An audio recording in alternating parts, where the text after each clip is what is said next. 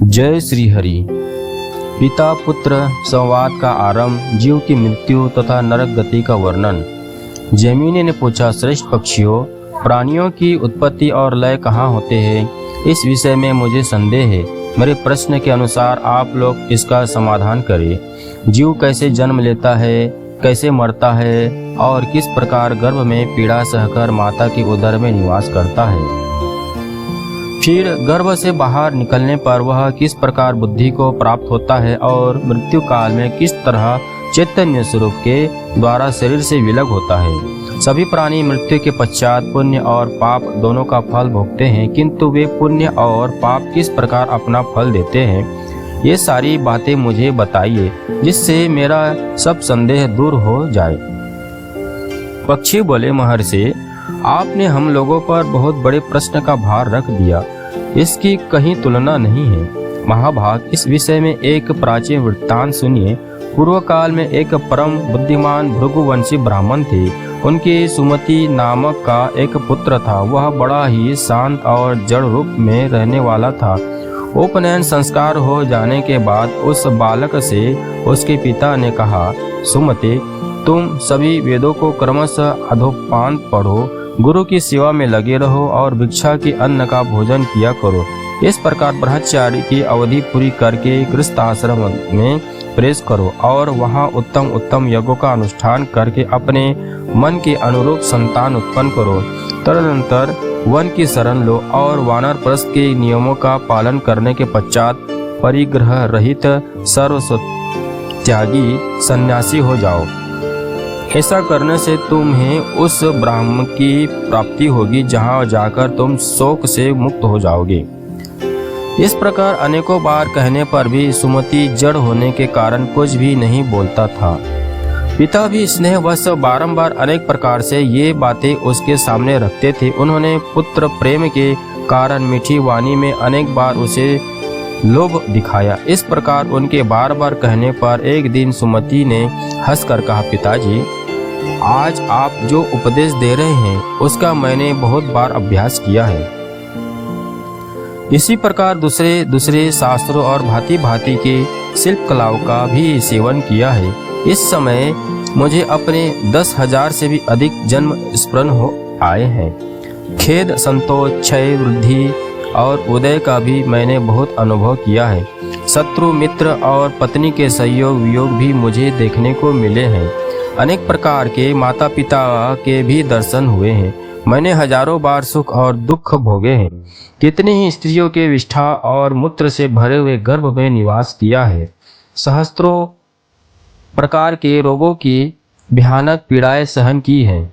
गर्भावस्था में मैंने जो अनेकों प्रकार के दुख भोगे हैं, बचपन, जवानी और बुढ़ापे में भी जो क्लेश सहन किए हैं, वे सब मुझे याद आ रहे हैं। ब्राह्मण, क्षत्रिय, वैश्य और शूद्रों की योनि में, फिर पशु, मृग, कीट और पक्षियों की योनि में तथा राजसेवकों यो युद्ध में पराक्रम दिखाने वाले राजाओं के घरों में भी मेरे कई बार जन्म हो चुके हैं। इसी तरह अब की बार आपके घर में भी मैंने जन्म लिया है। मैं बहुत बार मनुष्य का भृत्य, दास, स्वामी, ईश्वर और दरिद्र रह चुका हूँ। दूसरों ने मुझे और मैंने दूसरों को अनेक बार दान दिए हैं। पिता, माता, सुहृद, भाई और स्त्री इत्यादि के कारण कई बार संतुष्ट हुआ हूँ और कई बार दिन होकर रोते हुए मुझे आंसुओं से मुंह धोना पड़ा है। पिताजी, यो ही इस संसार चक्र में भटकते हुए मैंने अब वह ज्ञान प्राप्त किया है जो मोक्ष की प्राप्ति कराने वाला है। उस ज्ञान को प्राप्त कर लेने पर अब यह ऋषि, यजुर और सामवेदोक्त समस्त क्रियाएं, कलाप गुण शून्य दिखाई देने के कारण मुझे अच्छा नहीं लगता।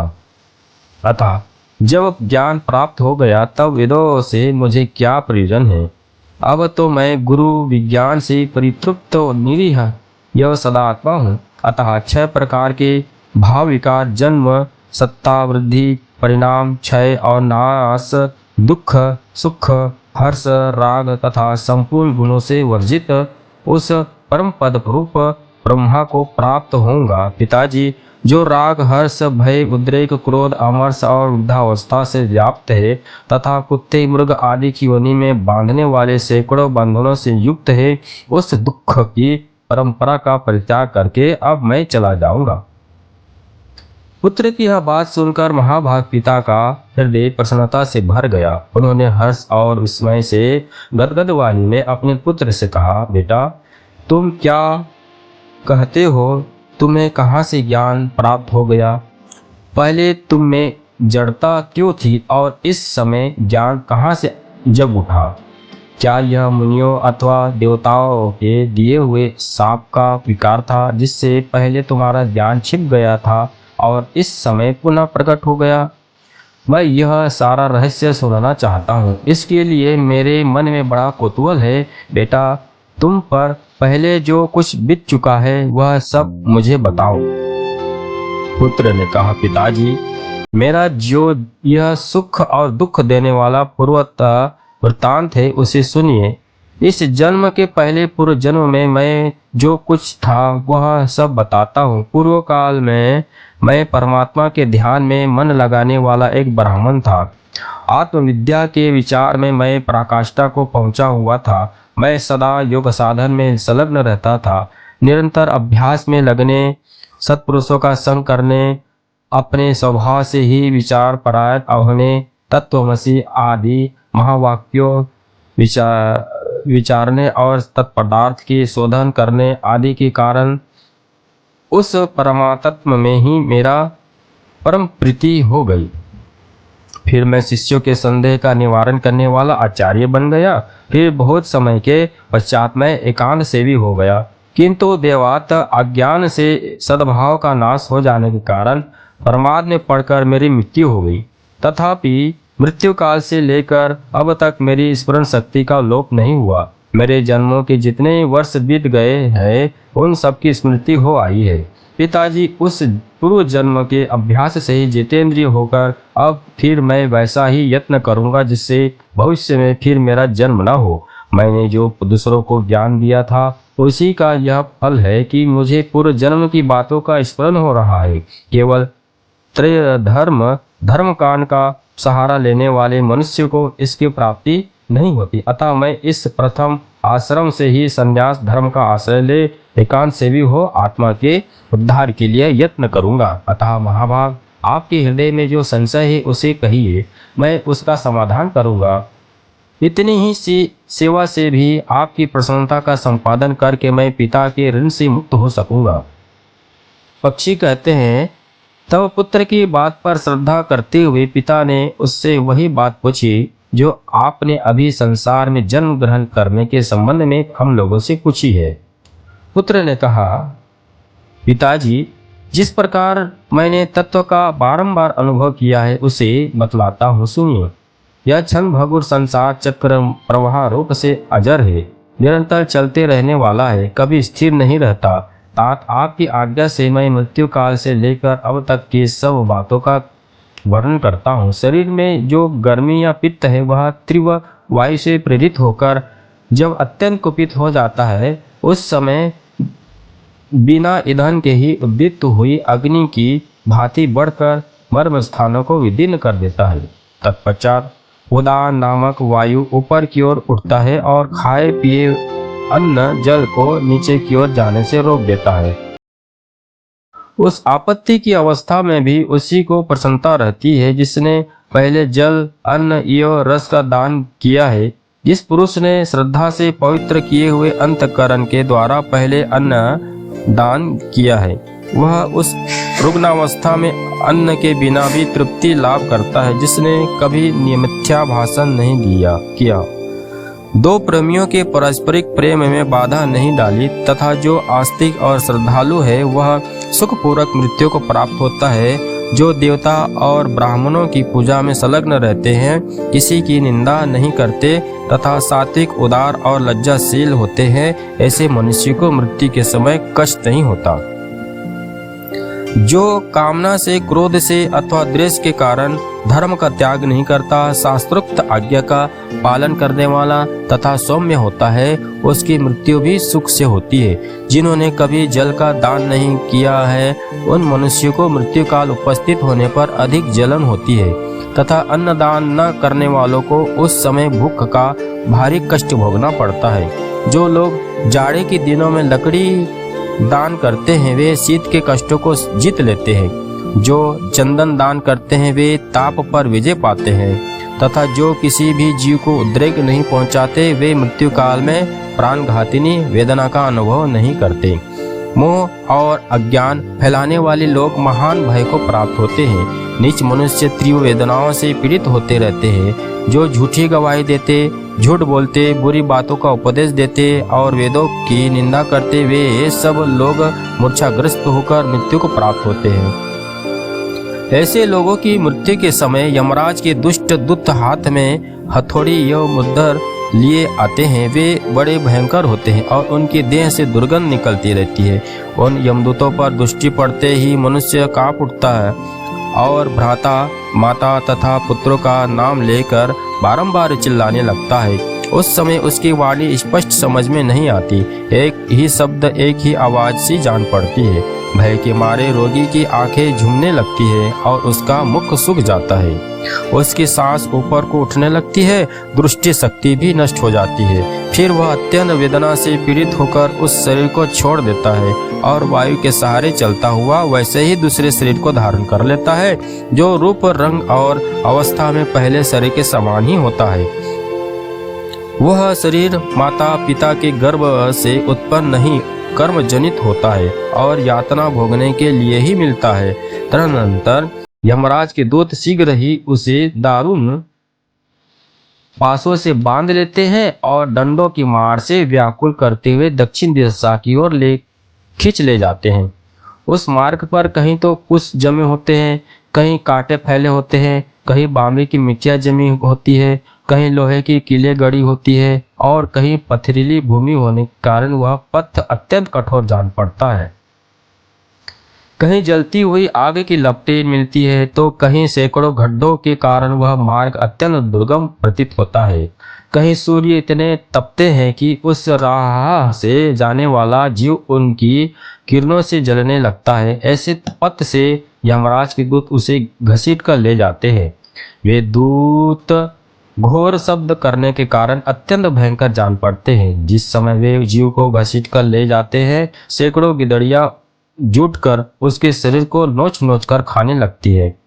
पापी जीव ऐसे ही भयंकर मार्ग से यमलोक की यात्रा करते हैं। जो मनुष्य छाता, जूता, वस्त्र, अन्न दान करने वाले होते हैं, वे उस मार्ग पर सुख से यात्रा करते हैं। इस प्रकार अनेक प्रकार का कष्ट भोगता हुआ पाप पीड़ित जीव शिववश होकर 12 दिनों में धर्मराज के नगर तक पहुंचाया जाता है।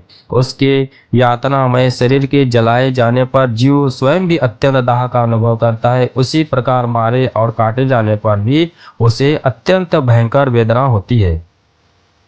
अधिक देर तक जल में भिगोए जाने के कारण भी जीव को भारी दुख उठाना पड़ता है। इस प्रकार दूसरे शरीर को प्राप्त होने पर भी उसे अपने कर्मों के फलस्वरूप कष्ट भोगने पड़ते हैं। उसके भाई बंधु जो तिल और जल की अंजलि देते हैं तथा पिंडदान करते हैं, वही उस मार्ग पर जाते समय उसे खाने को मिलता है।